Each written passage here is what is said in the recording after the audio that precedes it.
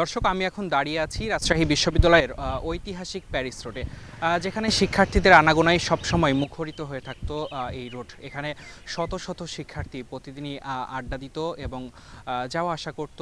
রোডটি যেহেতু বেশ সুন্দর, সেক্ষেত্রে এখানে দাঁড়িয়ে কিন্তু ছবিও উঠাতো অনেকেই। তবে এই রোডে কোটা সংস্কার আন্দোলনের পর থেকে আপনারা জানেন, প্রতিটা বিশ্ববিদ্যালয়ের হল বন্ধ হওয়ার পর থেকে শিক্ষার্থীরা যে হলের বাইরে অর্থাৎ নিজ নিজ বাসায় বসবাস করছে, সেক্ষেত্রে বিশ্ববিদ্যালয় কিন্তু একেবারে ফাঁকা হয়ে গেছে বলা যায়। এবং এই রোডের যেই চিত্র একটু যদি দেখানোর চেষ্টা করি আমরা, দেখছেন একেবারেই ফাঁকা পুরো রোড এবং ক্যাম্পাসও আমরা ঘুরে দেখেছি। প্রতিটা ক্যাম্পাসের প্রতিটা হল এবং বিভিন্ন জায়গায় ঘুরে দেখেছি, সব জায়গায় কিন্তু একদম শূন্য, কোনো শিক্ষার্থীদের আনাগোনা কিন্তু একেবারেই নেই। প্রশাসনের কিছু সদস্য বিভিন্ন জায়গায় আছে, তাছাড়া প্রতিটা হল আসলে এখন যদি বলি কোটা সংস্কার আন্দোলনের মধ্যে বেশ কয়েকটি হলে যে ভাঙচুর চালানো হয়েছে, সেই কাজগুলা মেরামত করার পরই হয়তোবা হল আবারও শিক্ষার্থীদের জন্য মুক্ত করে দেওয়া হবে, এমনটি আসলে বিশ্ববিদ্যালয় প্রশাসন থেকে জানানো হচ্ছিল।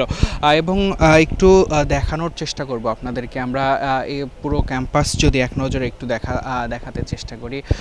যেই ক্যাম্পাসে একসময় হাজারো শিক্ষার্থী উঠা বসা করতো এবং শিক্ষার্থীরা মূলত চলাফেরা করতো, সেই ক্যাম্পাস কিন্তু একেবারেই ফাঁকা, শিক্ষার্থী শূন্য ক্যাম্পাস, যা বহু বছর পরে হয়তোবা এই রকম চিত্র দেখা যাচ্ছে। অন্যান্য কখনোই আসলে এরকম চিত্র দেখা যায় না। এবার বহু বছর পর এই যে চিত্র, এবং প্রশাসন ভবন একটু আমরা দেখানোর চেষ্টা করব। প্রশাসন ভবনে যে প্রশাসনিক কার্যক্রম, সেটি কিন্তু এখন পর্যন্ত অব্যাহত রয়েছেন।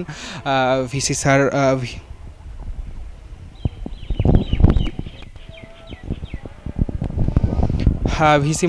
ভিসি আছেন এবং অন্যান্য শিক্ষক কর্মকর্তা যারা রয়েছেন, তারা সকলেই প্রশাসনিক যে কার্যক্রম সেটি কিন্তু চালিয়ে যাচ্ছেন এবং তারা যে ক্ষয়ক্ষতির পরিমাণ সেটিও আমাদেরকে জানিয়েছেন। কিছুক্ষণ আগে আমরা কথা বলছিলাম, তারা বলছিলেন প্রায় 4 কোটি টাকার মতো ক্ষয়ক্ষতি হয়েছে এই যে কোটা সংস্কার আন্দোলন। এই আন্দোলনে রাজশাহী বিশ্ববিদ্যালয়ের ভূমিকা যদি আপনাদেরকে জানিয়ে রাখি, চলতি মাসের 4 মার্চ কিন্তু প্রথম দিনের মতো ঢাকা রাজশাহী মহাসড়ক অবরোধ করে শিক্ষার্থীরা আন্দোলনের নামে। এরপরই আসলে দফায় দফায় রেলপথ এবং সড়কপথ অবরোধ করে এবং রাষ্ট্রপতি বরাবর যে স্মারকলিপি সেটিও প্রদান করে। এবং এরপরই আসলে এই যে কোটা সংস্কার আন্দোলন, এই আন্দোলনে যে সহিংস রূপ নেয়, তারপর থেকে আসলে আমরা সর্বশেষ যেটি দেখেছিলাম, এখানে ভিসিকে প্রায় 12 ঘন্টা অবরুদ্ধ করে রাখা হয়, ভিসি সহ শিক্ষক কর্মকর্তাদের। এবং এই প্যারিস রোডেই শিক্ষার্থীরা মূলত এই যে প্রশাসনিক ভবনের সামনে এবং প্যারিস রোড পুরাটাই শিক্ষার্থীরা বসে পড়ে।